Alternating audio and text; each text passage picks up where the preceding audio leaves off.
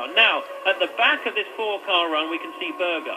What we need to watch for is Jacques Villeneuve. He will be relentlessly closing up at the moment because until the cars come up in the queue behind the pace car, they're continuing at racing pace. Look in the distance. Well, I still can't see Villeneuve. We're looking to our right. Yes, I think that's him. He was just coming into the picture. This means that Villeneuve is going to be right up with Berger. And we now have Schumacher, Alesi and Berger in a Williams sandwich. You may regard this as a good thing or a parody of justice. Villeneuve was 46 seconds behind Damon Hill when the safety car came out. He's going to be right up behind Gerhard Berger, who is in 4th place when the safety car peels off. You'll see as we ride with Damon Hill, and off goes Ukyo Katayama out of the race. It looks, he's being pushed away by the marshals. And incidentally, if the marshals were not very helpful to Luca Badoer, at least they did a good job in getting rid of his car, because the 40 was removed by the mobile crane from the gravel track very quickly indeed. I don't think it's going to be very much longer before the race starts. We're on lap 30 now because the laps continue to be counted behind the pace car. Lap 30 out of 72, coming up towards half distance in a race that's been full of incident and excitement already, with Damon Hill leading all the way. And now everybody up to and including 10th place Rubens Barrichello has been in and made their fuel and tyre stop. And as you see, they are now in crocodile fashion, and Damon Hill is ahead. Out goes the, and my goodness,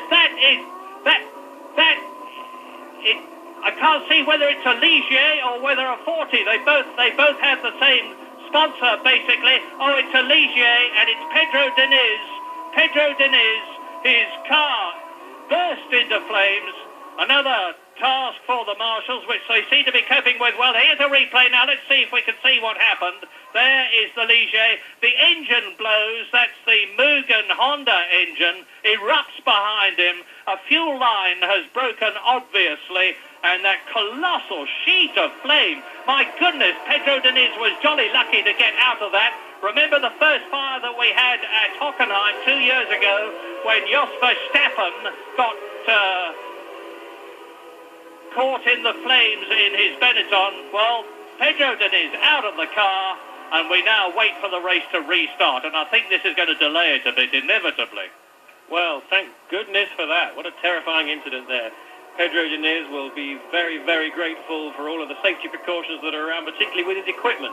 His helmet, his fireproof balaclava, fireproof overalls, all of those things would have given him the precious seconds that it took. And obviously he had a bit of presence of mind. He didn't panic, and it must be very easy to panic. Let's have another look. The engine explodes in what must have been a fairly major way. Potentially bits of metal coming out of that engine, puncturing an oil line, a fuel line. Looks with the speed of that fire, I'd say it's a fuel line. Fuel spraying around the car, and Diniz at this moment will have been grappling for his buckle inside the car. He will know that he hasn't hit anything. That's the most important thing. He's not going to be physically disabled from getting out. He leaps out of the car and away. What a huge relief there. But back on the circuit now, interesting there, looking at there's maybe some debris to clean up off that circuit.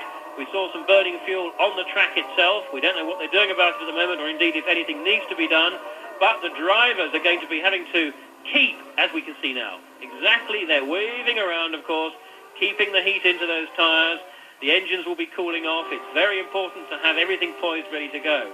Now, the sequence of events that we need to look for is to start with the pace car at the moment, or certainly